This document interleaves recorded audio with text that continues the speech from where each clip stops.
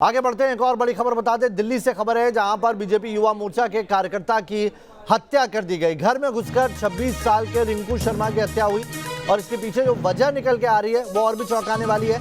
जय श्री राम के जयकारे पर हत्या की गई है। परिवार ने आरोप लगाया है, दरअसल रिंकू राम मंदिर के चंदा अभियान से जुड़ा हुआ था और इसी दौरान झगड़ा हुआ, परिवार ने कहा, और इसमें 4 लोग घर में घुसे और रिंकू पर जानलेवा हमला किया, जिसमें रिंकू की जान चली गई। बर्थडे पार्टी के झगड़े को लेकर पुलिस बात कह रही है। दिल्ली बीजेपी युवा मोर्चा का सदस्य था रिंकू और मंगोलपुरी में हत्या हुई। 3 तस्वीर दिखा रहे हैं हम। चाकू से वार किया गया घर में घुसकर और उसके बाद रिंकू की मौत हो गई। परिवार में मातम पसरा हुआ है। जो परिजन है उनका यह कहना है कि जय श्री राम के जयकारे पर यह पूरा विवाद हुआ है।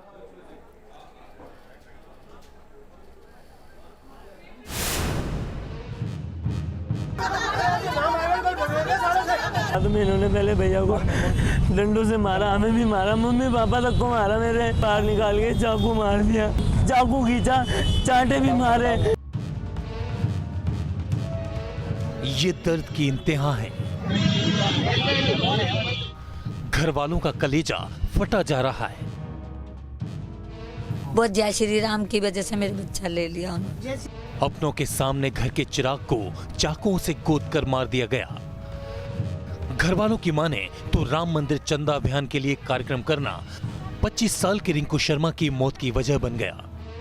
हाँ, बस ये हमारे राम जी का विरोध करते थे। मतलब जो 5 अगस्त को हमने एक प्रोग्राम रखा था राम जन्मभूमि के ऊपर, राम यात्रा निकाली गई थी, उसी टाइम से ये विरोध करते थे उसका, तो उसी चक्कर में इन्होंने मतलब दुश्मनी कर रखी थी। वारदात दिल्ली के मंगोलपुरी इलाके में हुई। देर रात करीब 10:30 बजे आधा दर्जन हमलावर रिंकू की गली में घुसे। हथियार और डंडा लिए हुए हमलावर रिंकू शर्मा के घर में घुसे और गाली गलौज करने लगे। रिंकू शर्मा और उसके भाई मनु ने विरोध किया तो हमलावर मारपीट पर उतारू हो गए।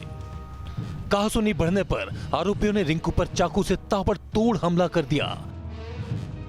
घायल रिंकू और मनु को अस्पताल ले जाया गया, जहां इलाज के दौरान उसकी मौत हो गई।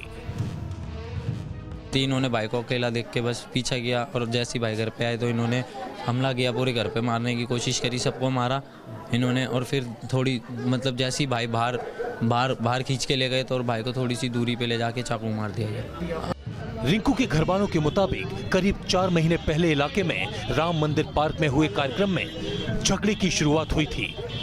तब से ही आरोपी रिंकू के पीछे पड़े थे, लेकिन पुलिस एक अलग ही थ्योरी बता रही है। कल रात को मंगोलपुरी थाने के इलाके में एक बर्थडे पार्टी के दौरान कुछ लड़कों के बीच में आपस में लड़ाई झगड़ा हुआ और उस लड़ाई झगड़े के दौरान कुछ लड़कों ने एक जो रिंकू नाम का लड़का है उसको चाकू मार दिया था। तो इसमें 4 लड़कों के नाम शामिल आए थे, चारों को हमने अरेस्ट कर लिया है। हालांकि पुलिस ने इस मामले में 4 आरोपियों दानिश उर्फ लाली, इस्लाम मेहताब उर्फ नाटू और जाहिद उर्फ चिंगू को गिरफ्तार कर लिया है और अब सीसीटीवी फुटेज की मदद से वारदात की छानबीन कर रही है। लेकिन इस मामले में कई सवाल खड़े होते हैं। आखिर दशहरे पर विवाद हुआ तो आरोपियों पर कार्रवाई क्यों नहीं की गई? रिंकू शर्मा को जान से मारने की धमकी मिल रही थी तो पुलिस ने आरोपियों पर शिकंजा क्यों नहीं कसा? वहीं पुलिस थाने से महज 1 किलोमीटर दूरी पर मौत का नंगा नाच होता रहा और पुलिस कुछ नहीं कर पाती। मोहित बख्शी, न्यूज नेशन, दिल्ली। तो मंगोलपुरी में जिस जगह पर यह पूरी वारदात हुई वहां पर मेरे सहयोगी मोहित बख्शी पहुंचे, उनकी एक रिपोर्ट आपको दिखाते हैं। मंगोलपुरी में बुधवार रात एक 25 साल के युवा रिंकू शर्मा की हत्या कर दी गई। हत्या के बाद अभी आप इस पूरे इलाके का माहौल देख सकते हैं, किस तरीके से माहौल जो है वो अभी तनावपूर्ण बना हुआ है। जो आसपास के लोग हैं उनमें दुख भी है और रोष भी है इस हत्या को लेकर। पुलिस का भी यहाँ पर इंतजाम पुलिस का भी इंतजाम यहाँ पर किया गया है, पुलिस भी यहाँ पर तैनात की गई है। आप देख सकते हैं यहाँ पुलिस तैनात की गई है, लेकिन जो अंदर क्या स्थिति है वो हम आपको दिखा देते हैं, क्योंकि जो आरोपी है, आरोपियों का घर भी इसी गली में, दोनों आस पड़ोस में रहते थे और इसी गली में जो है आरोपियों का भी घर है। ये जो पहला घर है जहाँ पर आप ये वाइट कलर के ये टाइल्स देख रहे हैं, ये घर आरोपियों का घर है और यहाँ से कुछ दूरी पर ही जो घर है वो उनका घर है जिन रिंकू शर्मा की हत्या की गई है। अभी हम आपको दिखा रहे हैं, ये घर देखिए, बहुत कम दूरी है, कुछ मीटर की दूरी है बस दोनों ही घरों के बीच में, और यहाँ पर आरोपी जो हैं वो रहते थे, उनकी गिरफ्तारी हो गई है, चारों आरोपियों की गिरफ्तारी हो गई है।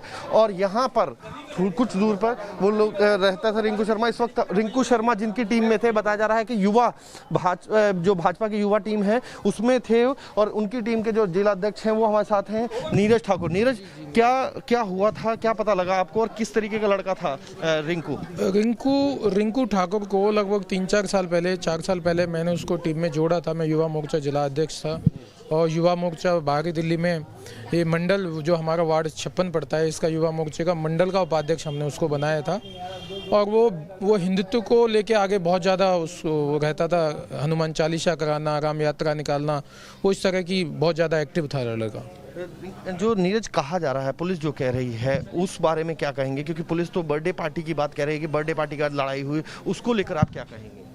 देखो, बर्थडे पार्टी में क्या रहा वो मैं वहाँ नहीं था, मुझे इस बात की नॉलेज नहीं है कि बर्थडे पार्टी में, वैसे बर्थडे पार्टी का झगड़ा, बर्थडे के पीछे मोटिव क्या देख रहे हैं? मोटिव जिस तरह से बताया जा रहा है, घर वाले बता रहे हैं और उसके भाई बता रहे हैं कि ये राम मंदिर को लेके या फिर राम यात्रा को लेके इनके कोई विवाद हुए हैं काफ़ी पहले, और उसको लेके आपस में इनका चल रहा था। आपको बताया था उन्होंने, पहले भी विवाद हुआ उनका? हाँ, 5-7 महीने पहले विवाद हुआ था, मेरी बात हुई थी कि इस तरह का विवाद हुआ है, लेकिन उसको पड़ोसी होने के नाते हमने लोगों ने ख़त्म कर दिया था। हमने भी आपस में समझा दिया था कि कोई बात नहीं, इस चीज़ को ज़्यादा आगे बात मत बढ़ाओ। तो ये घर जो कुछ दूरी पर आरोपियों का है, तो यहीं पर रिंकू का घर है। ये रिंकू का घर है जहां पर रिंकू के बूढ़े माँ बाप रहते हैं। रिंकू के बुजुर्ग माँ बाप इस वक्त सदमे में हैं, क्योंकि जवान लड़का उनका चला गया है। और अभी स्थिति आप देख सकते हैं, ये रिंकू का ब्रदर है मनु शर्मा, जिसने ये पूरी कंप्लेंट दी है। और अब जो है वो आगे ये लोग अपनी कार्रवाई चाहते हैं कि इस पूरे मामले में कार्रवाई हो। परिवार की अगर हम स्थिति दिखाएं आपको, तो परिवार के अंदर आप देख सकते हैं इस वक्त क्या हालत है। और देख सकते हैं परिवार में रो रो कर बुरा हाल है, सबका सदमे में है, क्योंकि पूरा परिवार, अभी माँ जो है वो पूरी तरीके से सदमे में है, पिता जो हैं वो भी घर के अंदर यहाँ सदमे में है। अस्पताल ले जाने की नौबत उनको आ गई है, बहुत ज़्यादा तकलीफ़ में है जी, बहुत ज़्यादा तकलीफ़ में जो है वो परिवार नज़र आ रहा है, क्योंकि एक जवान बच्चा जो है उन्होंने खो दिया है। आप माता इस परिवार को कब से जानती हैं?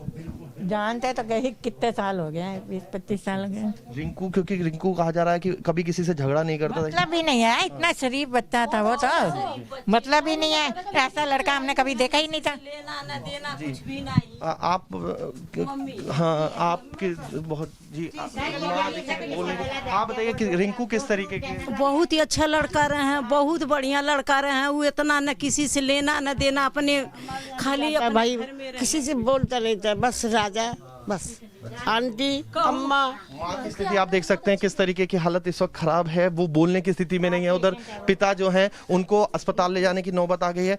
मैं हार्ट की पेशेंट हूँ, मेरा पति देखो कैसी हालत है, 2 बच्चे मेरे छोटे छोटे पढ़ाई कर रहे हैं, दोनों बच्चे, मैं कहाँ से खर्चा निकालूंगी?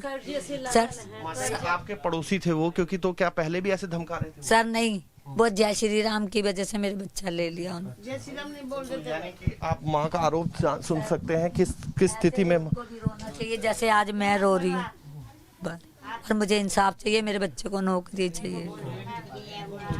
इंसाफ की मांग की गुहार लगाती हुई एक माँ, एक और साथी हैं ये साथी जो उसके साथ काम करते थे, भाई, सब लोग यहाँ पर हैं, लेकिन अभी नहीं हैं। तो सबके बीच में रिंकू शर्मा नहीं है, जो शायद अगर कहा जाए तो इस तरीके की घटना जो घटी है वो अपने आप में कानून व्यवस्था पर भी बहुत बड़ा तमाचा है। वीडियो जर्नलिस्ट सिद्धार्थ के साथ मोहित बख्शी, न्यूज़ नेशन, दिल्ली। तो मोहित हमारे सहयोगी की आप रिपोर्ट देख रहे थे, मोहित इस वक्त सीधा जुड़ गए हैं। मोहित, पुलिस की थ्योरी अलग ही जा रही है, लेकिन सवाल ये भी उठता है कि जो परिवार आरोप लगा रहा है, अगर इतने वक्त पहले झगड़ा हुआ था तो अब तक कार्रवाई क्यों नहीं हुई?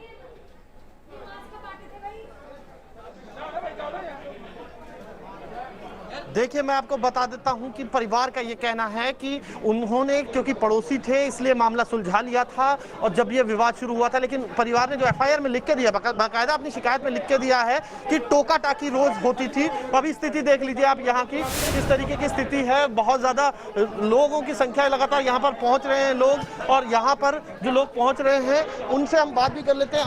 आप कहाँ से आए हैं, क्या नाम है आपका? मेरा नाम अनेश कुमार जैन है, भारतीय जनता पार्टी का पूर्व निगम पार्षद। आप लोगों के यहाँ के, आप लोगों की पार्टी से जुड़ा हुआ था, क्या कैसा लड़का था और क्या आप लोगों? बहुत ही अच्छा लड़का था, राम जी के काम में लगा हुआ था और भगवान राम का काम करने की एवज में उसको अपने प्राण गंवाने पड़े हैं। ये स्थानीय लोग हैं और स्थानीय जो नेता हैं वो भी पहुंच रहे हैं, भाजपा के नेता भी यहाँ पर पहुंच रहे हैं, अलग अलग पार्टियों के नेता भी यहाँ पर पहुंच रहे हैं। अभी इस वक्त परिवार, ये देखिए ये घर है जो रिंकू का घर है, वो ये घर है और इस वक्त क्या स्थिति है यहाँ पर वो आप देख रहे हैं। मदर, आप स्थिति देख सकते हैं, यहाँ पर हालत बहुत खराब है। परिवार का सदमे में डूबा हुआ परिवार है, क्योंकि एक जवान बेटा जो शायद भविष्य बनाता, एक लैब टेक्नीशियन था और एक प्राइवेट अस्पताल में नौकरी करता था, लैब टेक्नीशियन था।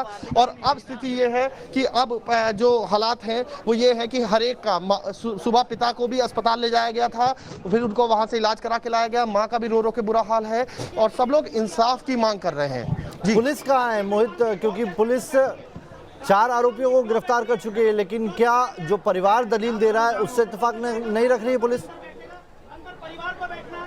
क्योंकि लोगों का वहां पहुंचना शुरू हो चुका है, लॉ एंड ऑर्डर सिचुएशन भी हो सकती है। पुलिस कहाँ है? पुलिस का क्या रवैया?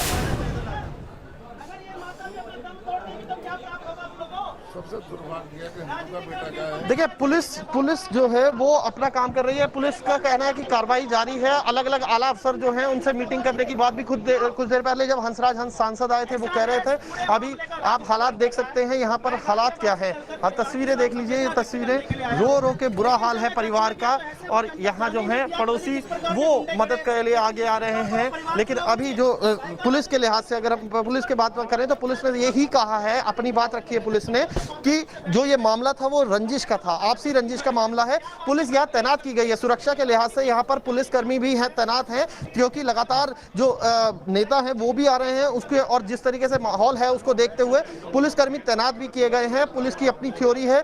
पुलिस का जो पुलिस ने जो बाइट में कहा है, आपने सुना बाइट में जिस तरीके से पुलिस ने कहा है कि बर्थडे पार्टी और जो आपसी रंजिश की बात जो कह रहे हैं, लेकिन घर वालों का आरोप अलग है, घर वालों की बातें अलग है। घर वालों का साफ तौर पर कहना है कि जिस एक धार्मिक यात्रा की वजह से ही ये फसाद जो है वो पूरा शुरू हुआ था, और उसके बाद जो है वो विवाद इतना बढ़ गया कि विवाद ने रिंकू की जान ले ली। जी, बीजेपी नेता जो वहां पर पहुंच रहे हैं उनसे बात कीजिए, उनका क्या कहना है अब?